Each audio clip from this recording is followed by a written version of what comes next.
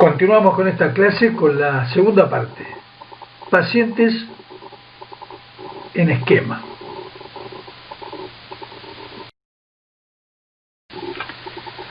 Este es un paciente de 65 años, hipertenso crónico, que padece un IAM anterior y apical, que está inquieto, taquipneico, sudoroso, con 100 por minuto y una TA de 108, 63 milímetros de mercurio. Ya sabemos que la presión sistólica del ventrículo izquierdo es, como ven abajo, 108. Le hacemos un modo M y vemos dos cosas en el modo M mitral. Un septum aumentado, 1,7 centímetros, es decir que hay una fracción de eyección disminuida. Si fuéramos, digamos, estrictos, diríamos que 1,7 es menor de 2 y en consecuencia estaría entre 30 y 40. Pero además se ve un cierre muy lento de la válvula mitral, lo que sugiere un gran aumento de la presión de fin de diástole del ventrículo izquierdo. Hay al lado, a la derecha y arriba y en el medio, un cálculo de la fracción de eyección por área longitud, lo que da 36%. A la derecha y arriba, un strain longitudinal global, o un ojo de buey de un strain longitudinal en el cual hay una zona clara que toma el ápex, el septum, la pared anterior y parte de la lateral, indicando un gran compromiso miocárdico de esas zonas.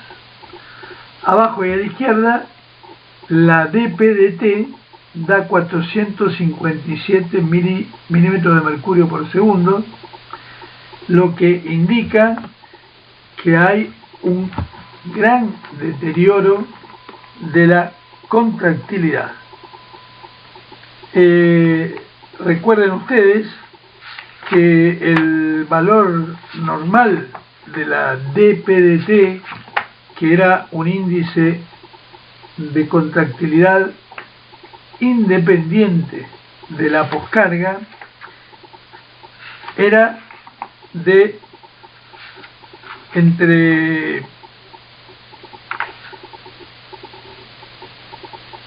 era mayor de 1400 milímetros de mercurio por segundo.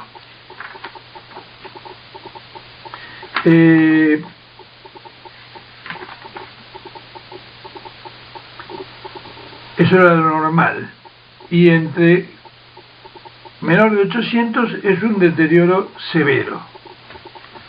Este paciente tiene 457.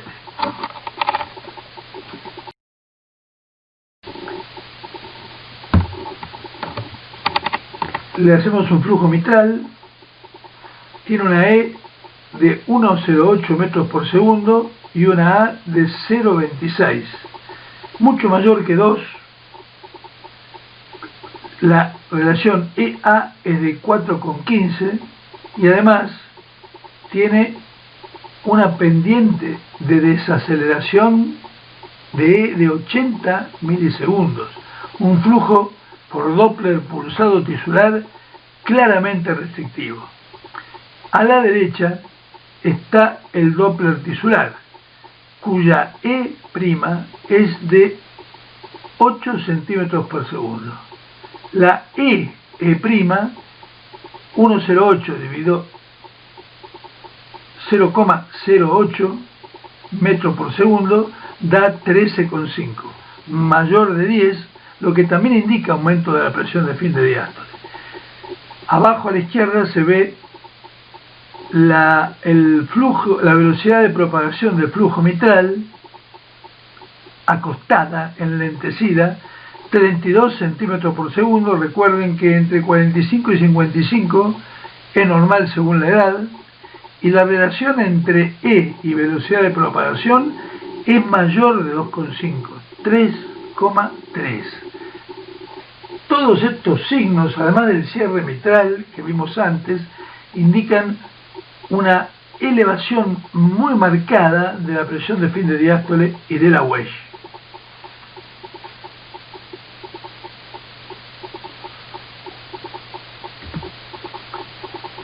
En consecuencia, le ponemos 25, siendo posible que fuera inclusive más.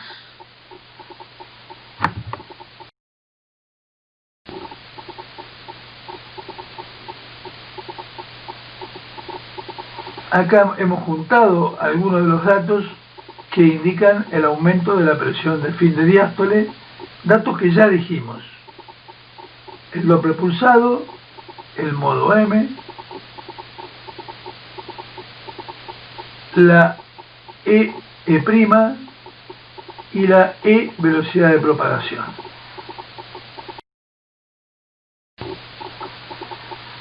Este paciente tiene una vena cava que está un poco dilatada en expiración y se colapsa bien en inspiración. Acá tenemos un problema porque está dilatada, es decir, que la presión venosa central estaría aumentada, pero colapsa perfecto, es decir, que no está muy aumentada. Tenemos un problema, le ponemos 5, 6, 7, 8, 9, bueno, nuestro error siempre es más menos 5 en esto, pongámosle 8 milímetros de mercurio la presión venosa central o auricular derecha.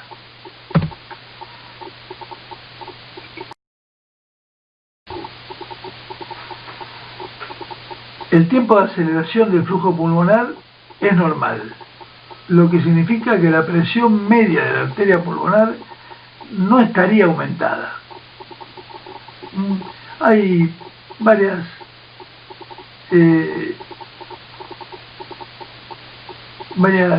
fórmulas que están arriba que digamos no nos interesan en este momento. La insuficiencia tricuspidia que se ve abajo a la izquierda tiene una velocidad tal que tiene un gradiente de 35 milímetros de mercurio. La presión sistólica pulmonar es de 35 más 5 o más 8, si quieren, milímetros de mercurio, y bueno, está entre 40 y 43 milímetros de mercurio.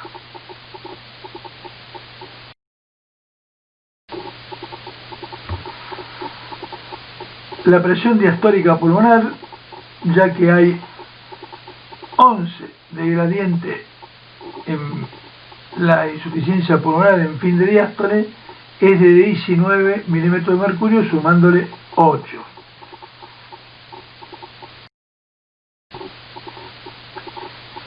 Y entonces, vamos a ver ahora si lo que dijimos antes teóricamente se cumple en este esquema.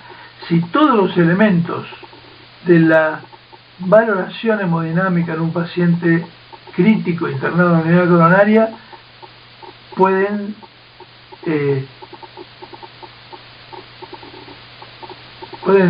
calcularse. La TAM, aquí tienen que este paciente tenía 108,63 de presión arterial, es de 78 milímetros de mercurio. La fracción de eyección está deprimida, 36% por área longitud. El volumen de fin de sístole está aumentado. La distancia mitroseptal es de 1,7 centímetros, está aumentada. La fracción de acortamiento y el SPAN, que no lo mostramos, La fracción de acortamiento es de 19% y el span 0,9 centímetros, ambos muy disminuidos. La presión de fin de diástole está muy aumentada, 25 o más, por el llenado restrictivo típico con Doppler pulsado, por el M-color con velocidad baja, por el Doppler pulsado tisular con una E' pequeña, por el cierre lento o el punto B, por las fórmulas E' y E velocidad de propagación. Eventualmente podríamos haber utilizado las venas pulmonares, que iba a tener una D alta y una S pequeña, y si hubiera habido una pequeña insuficiencia aórtica, medir la presión de fin de diástole por la insuficiencia aórtica. El volumen minuto está disminuido, no calculamos, no mostramos, pero tenía un volumen minuto de 3,89 litros por minuto, un índice cardíaco de 2 litros por minuto metro cuadrado, es decir que está hipoperfundido, además de congestivo, como vimos antes, y la resistencia vascular sistémica es de 1501 andinas por centímetro por segundo a menos 5, cuando tenemos normal hasta 1400, es decir que está aumentada posiblemente por la hipoperfusión y la hipoxemia, respuesta a la hipoperfusión. La función sistólica del ventrículo derecho está normal por el TAPSE y por la contractilidad, que es normal, por la DPDT normal.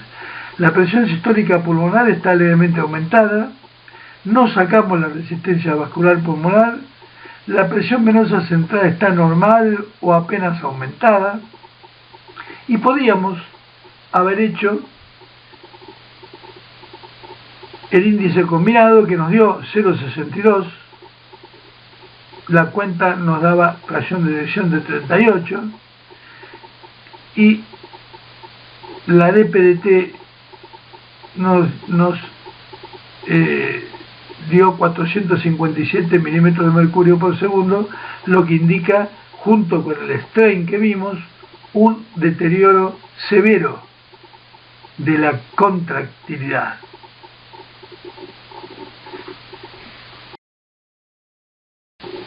¿Dónde está ubicado este paciente?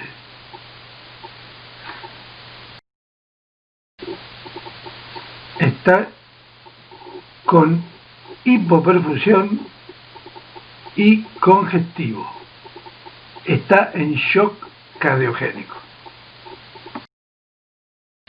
Entonces, este paciente tiene un IAM anterior y apical, con signos de falla de bomba, de cámara y de contractilidad. Falla de bomba, hipoperfusión, de cámara, fracción de eyección, y de contractilidad, de PDT, strain, sin complicaciones mecánicas, porque en el eco no tiene ni CIB, ni insuficiencia mitral, ni una ruptura de músculo papilar, sin complicaciones mecánicas ni hipovolemia, porque la vena cava no está colapsada, con congestión e hipoperfusión. Tratamiento sugerido: diuréticos, vasodilatadores arteriolales y de precarga e inotrópicos. Y monitoreo hemodinámico para asegurar el aporte de líquidos a los ventrículos y guiar el tratamiento. Este es otro paciente de 61 años con IAM inferior, sin rales, hipotenso, y que tiene una frecuencia cardíaca de 104 por minuto. La tensión arterial 88/60.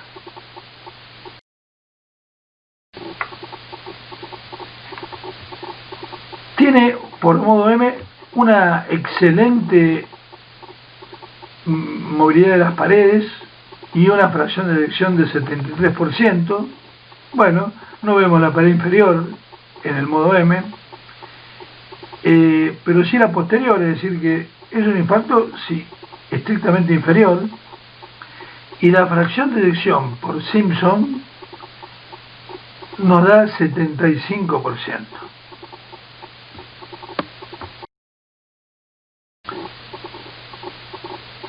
Tiene una pequeña insuficiencia mitral que rápidamente desciende y nos permite medir una DPDT de 1600 milímetros de mercurio por segundo, lo que es normal. La distancia, el span lateral, que es el que generalmente se usa, es de 1,6 centímetros, lo que nos indica que hay una función sistólica global longitudinal endocárdica conservada.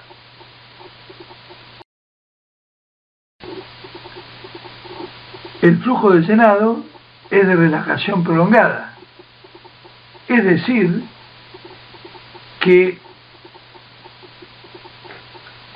el paciente, hasta ahora tenemos un EAN inferior, hipotenso, taquicárdico, con Weiss normal, sin falla de cámara ni de contractilidad.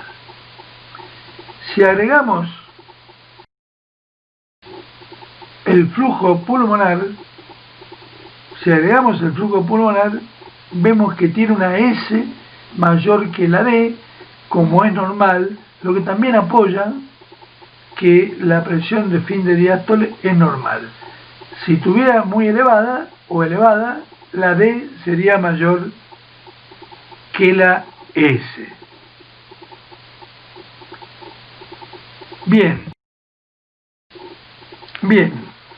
Entonces tenemos un EAN inferior, hipotenso, taquicárdico, sin falla de cámara ni contractilidad, repito, con presión de fin de diástole del ventrículo izquierdo y Weiss normales. ¿Qué tiene este paciente? Pues bien, ahora tenemos una vena cava dilatada, 2,5 centímetros en expiración, 1,2 en inspiración, pero con una S menor que la D, lo que indica que hay presión venosa central aumentada. Al revés del paciente anterior, este paciente está dilatada la vena cava, pero colapsa bien, pero tiene un flujo en las venas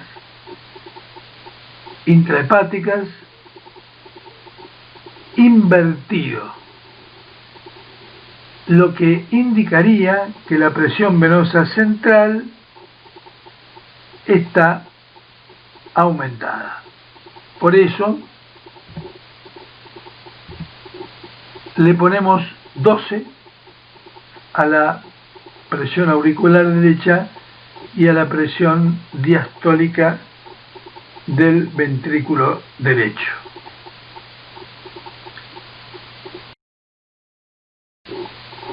Lo siguiente es que tiene un gradiente de IT de 13 milímetros de mercurio, sumado a los 12 de presión venosa central. La presión sistólica pulmonar nos da 25 milímetros de mercurio, es decir, que es normal. Podemos obtener una señal de insuficiencia pulmonar y el gradiente al final de la diástole es de 2 milímetros de mercurio. Si le sumamos los 12 de la presión auricular, tenemos una presión diastólica pulmonar de 14 milímetros de mercurio. También podríamos, con una de las fórmulas de presión media pulmonar, multiplicar la sistólica pulmonar 25 por 0,61 más 2 y calcular así una media pulmonar de aproximadamente 17 milímetros de mercurio. Esta es una de las tantas formas y tal vez la más usada actualmente para medir la presión media pulmonar. Si tenemos una PVC apenas aumentada, una presión pulmonar, una tan baja, una presión de fin de diástole normal y una función sistólica normal y contractilidad normal, ¿por qué este paciente está hipotenso, taquipneico?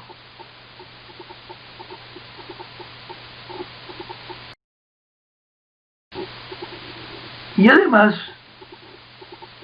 tiene un volumen minuto bajo, 2,01 litros por minuto por metro cuadrado. Ahí tienen el tracto de salida y el BTI del tracto de salida. Es decir, ¿por qué tiene, además de lo que dijimos, volumen minuto bajo y resistencia vascular sistémica normal, 1232? Este paciente tiene un ENI inferior, hipotenso, taquicárdico, sin falla de cámara ni de contractilidad del ventrículo izquierdo, con presiones diastólicas y huellas normales, con volumen minuto disminuido, con presión venosa central levemente aumentada. ¿Qué tiene? Tiene un BD dilatado con función sistólica normal, el TAPSE es 1,24 centímetros, lo que nos daría una fracción de eyección baja y nos hace definitivamente el diagnóstico de que tiene un ENI inferior, hipotenso, taquicárdico, sin falla del ventrículo izquierdo ni presión de fin de diástole aumentada, con bajo volumen minuto por un IAM de BD. No está hipovolémico deshidratado. Este es otro paciente parecido al anterior, con un IAM inferior, tiene la misma presión y la frecuencia cardíaca que el paciente anterior, tiene el mismo modo M, tiene una fracción de eyección del 80% y 82 por Threshold, está algo más hiperdinámico evidentemente.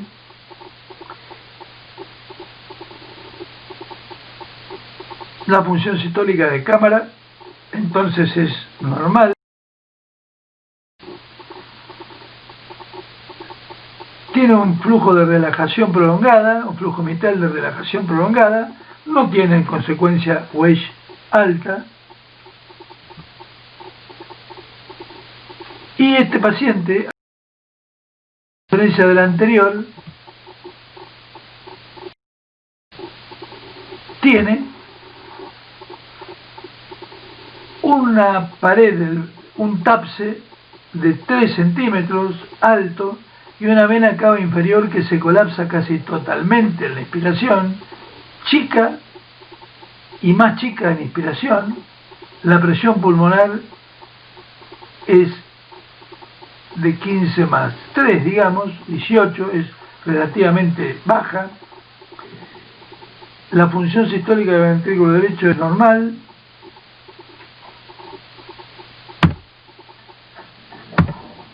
Le ponemos de presión diastólica y el volumen minuto es nuevamente bajo. Volumen minuto bajo. Tiene volumen minuto bajo con un ENI inferior como el otro paciente, con 3,7 litros por minuto, índice cardíaco de 2,1, la resistencia vascular sistémica es normal.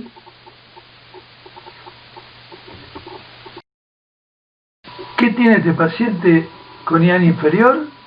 Un shock hipovolémico que va a mejorar francamente con el aporte de líquidos, como veremos después, monitoreado por eco.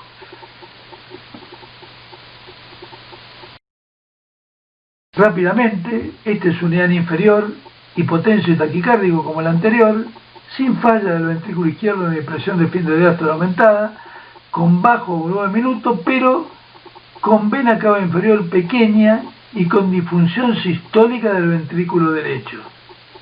Perdón, con vena cava inferior pequeña y con función sistólica del ventrículo derecho normal. Está hipovolémico. Este era un paciente que tiene hipertensión arterial crónica, tomaba desde hace mucho dieta hiposódica y diuréticos, ingresó con sudoración profusa, dolor precordial y vómitos.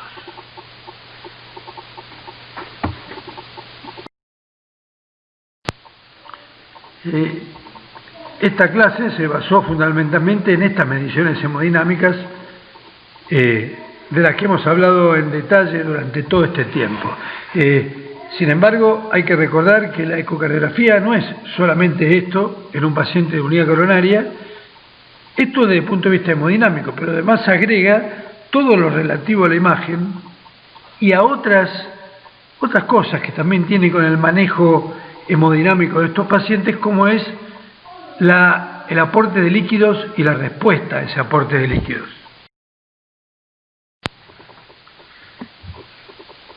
En un paciente descompensado, hipotenso, en shock, oligúrico, para revertir la situación crítica, que puede terminar en la muerte por hipotensión progresiva e irreversible o en una falla multiorgánica, se debe optimizar la utilización de todo lo necesario para llevar oxígeno a nivel de los tejidos. Y además de todo lo terapéutico, vasodilatadores, inotrópicos, diuréticos, según sea lo conveniente, es necesario identificar el estado de la volemia y determinar la capacidad del aparato cardiovascular para manejar líquidos. Es decir, la necesidad o no de aportes. Con la administración de líquidos, estos se distribuyen en el sistema circulatorio, aumentan la volemia, disminuyen la resistencia venosa y así aumentan el retorno venoso y el volumen sistólico en forma rápida.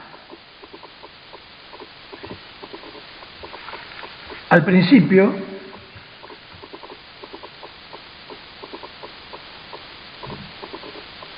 el aumento de líquidos aumenta la contractilidad. Luego se produce una meseta en la que la reanimación con líquidos puede provocar una sobrecarga de volumen, edema pulmonar o disfunción sistólica del ventrículo derecho. Para disminuir esos riesgos se necesitan indicadores de respuestas a la expansión y detectar estados de hipovolemia que se corregirán con líquidos.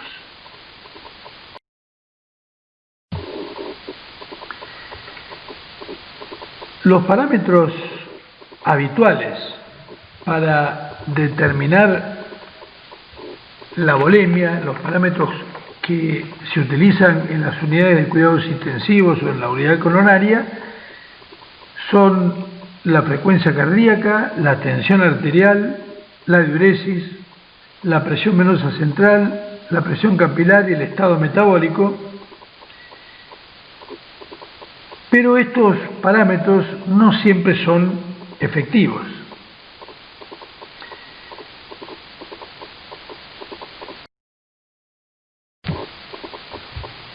También se pueden hacer determinaciones estáticas de la evaluación de ese estado de la volemia y de la capacidad de responder a la expansión con líquidos. Con la presión venosa central y la presión auricular derecha por vena cava inferior al fin de la expiración, no en asistencia respiratoria mecánica en la cual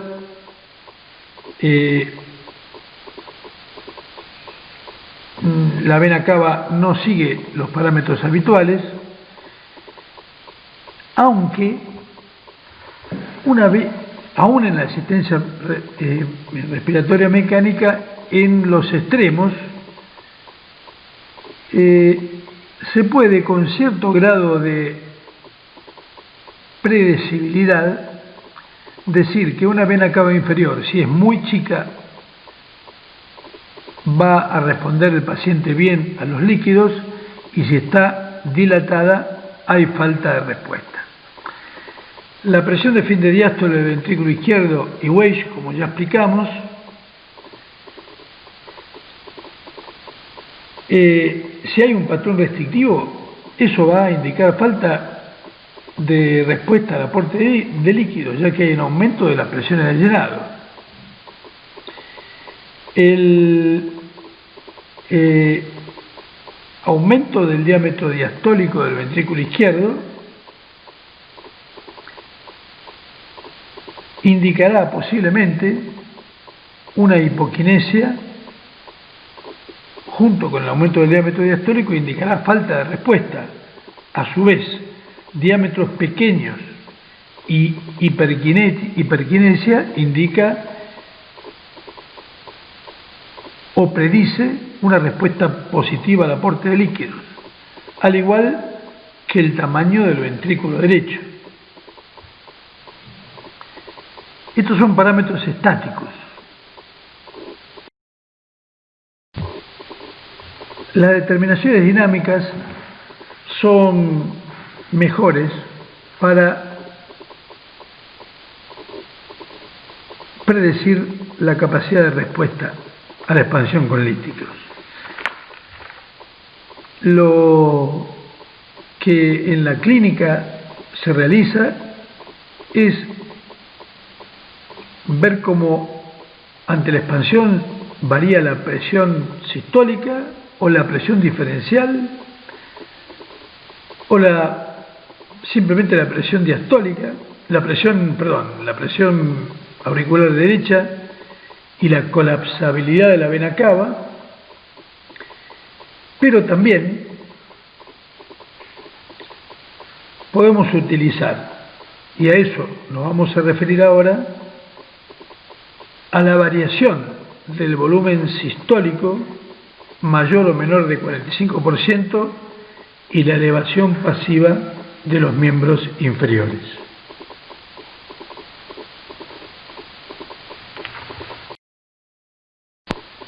La medición del volumen sistólico, esta que tiene dos ventajas. Una es medirlo antes y después de la administración de líquidos para ver cuánto mejoró el volumen sistólico y en consecuencia la perfusión.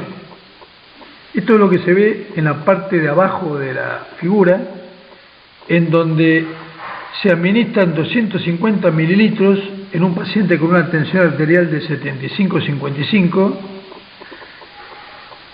y el BTI es 10 centímetros. A los 30 minutos de aportar 250 mililitros de líquidos, aumenta un 100%. El BTI de 10 pasa a 20, mejora la presión significativamente, el paciente mejora sin modificación de la frecuencia cardíaca. Y lo segundo es que permite seguir administrando líquidos, monitoreando el riesgo de excederse en la expansión que puede llevar a la congestión venosa. Si agregáramos 250 mililitros más y no hay un nuevo incremento en el volumen sistólico, no sirve continuar con el aporte, porque más líquido no mejorará la perfusión y provocará congestión venosa por detrás del ventrículo enfermo.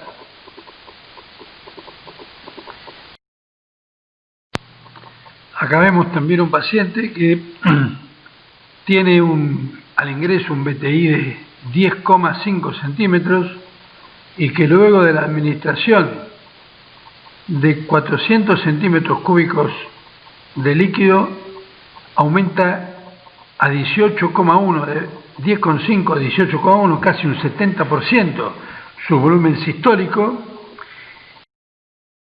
Al continuar la administración, 200 mililitros posteriores no aumentan más el BTI, que se mantiene en 18, y en consecuencia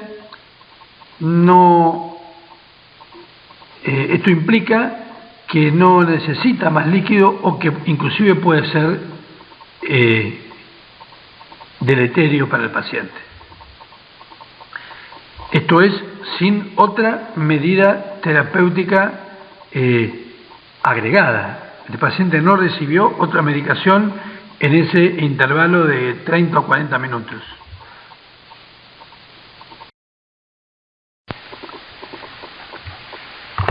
También es equivalente a ese goteo la elevación pasiva de las piernas, ya que esto moviliza aproximadamente 300 mililitros de volumen al tórax y reproduce el efecto de una expansión de volumen.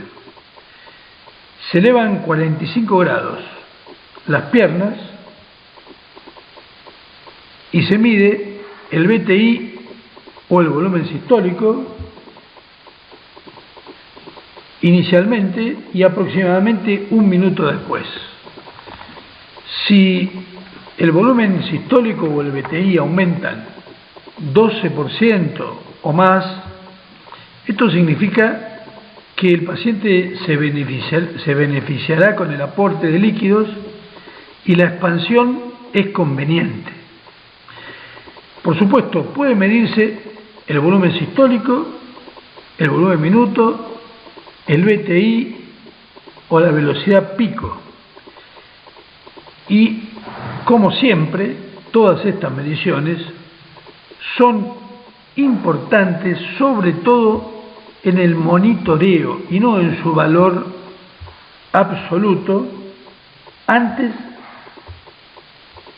y después de alguna intervención, tanto de líquidos como de remedios. Solamente la elevación de las piernas puede dar un falso positivo en hipovolemias muy profundas, pero en general es muy útil. Este es un paciente hipotenso, sudoroso, taquipnéico, oligúrico, al cual se realiza elevación pasiva de las piernas y aumenta 14% el BTI de 12,6 a 14,6 centímetros y 12% la velocidad máxima. En este paciente, esto predice que necesita líquidos y que ese aporte de líquidos va a aumentar el aporte o va a mejorar la perfusión. En conclusión, y como siempre, la mezcla de lo clínico y lo intervencionista es lo que guía las conclusiones y la terapéutica. Uno observa los parámetros clínicos: frecuencia cardíaca, tensión arterial, tensión diferencial, los parámetros de laboratorio como gases de sangre, lactato, etc. Y por ecocardiografía las variaciones del volumen sistólico, de la presión Weiss, la presión auricular derecha, y así detectar que hay una baja volemia efectiva y determinar la capacidad del corazón para manejar el aporte de líquidos.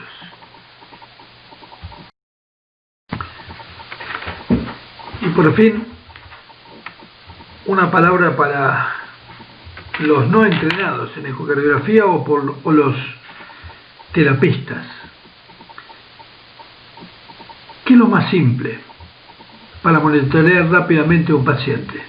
La función sistólica, la valoración subjetiva, el SPAN y la distancia mitoceptal. La presión de fin de diástole y la Weiss, el flujo mitral, el Doppler pulsado, la relación E', la relación E, velocidad de propagación del flujo mitral, y los cometas, que son muy fáciles de hacer. El volumen minuto lo pueden monitorear, ya sea con el volumen minuto o mejor con el volumen sistólico o el BTI. La respuesta al volumen con el BTI antes y después de la administración de líquidos y por la vena cava inferior. La función sistólica del ventrículo derecho, la valoración visual, el TAPSE y la S tisular. La presión venosa central o de la aurícula derecha con la vena cava inferior, y la presión sistólica pulmonar, ya lo saben, por la insuficiencia tricuspidia. Esto es todo muy simple de hacer y no se necesita saber más que la ecocardiografía básica para realizarla en un monitoreo en una unidad de cuidados intensivos. Por fin volvemos al primer diapositivo que inició esta clase. Nos preguntamos entonces qué se necesitaba en cuanto a parámetros hemodinámicos en un paciente crítico y cuánto de ello era posible. Bueno, ustedes ya sabrán que todo esto no solo es posible, sino relativamente fácil.